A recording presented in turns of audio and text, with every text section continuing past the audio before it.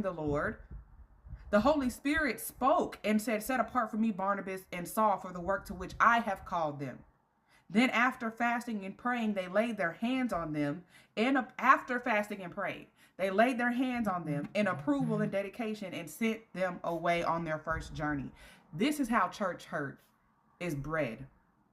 This is how we get child molesters. This is how we get false doctrine. This is how we get child abusers. This is how we get false teaching. This is how the enemy is able to masquerade as an angel of light. This is how he's able to penetrate the church from the inside out, because he knows he can't defeat the church from the outside in. He does it because no one stopped to consult the Lord. Nobody stopped to hear from him. Nobody used discernment, prayer, fasting, or God's will. Because if you did, then we wouldn't have stuff like this. Atlanta megachurch pastor has been arrested for cruelty to children after allegedly beating his 15-year-old stepson with a power cord until he was bleeding. Kenneth McFarland, associate pastor at 2819 Church, shocker, was charged and released on a $2,500 bond. Anyways, police say the teen arrived at school with blood on his pants and said his stepfather disciplined him that morning.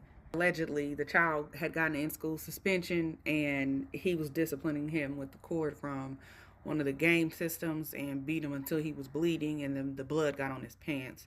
But all the way across the board, like shepherd, I'm going to keep saying it, like shepherd, like sheep.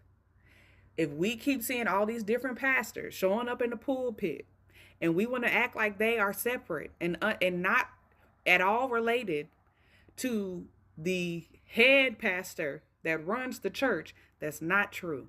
Because there's obviously tons of other churches aside from this one. There's one that I know personally where instead of abuse, it was grapes with children, right? However, the way that church handled that situation was very, very discreet, and it never hit social media. It never put any kind of stain on that specific church, which was very intentional by the leadership, obviously. So, two things. When we see stuff like this happening in churches, it's not just one-off people.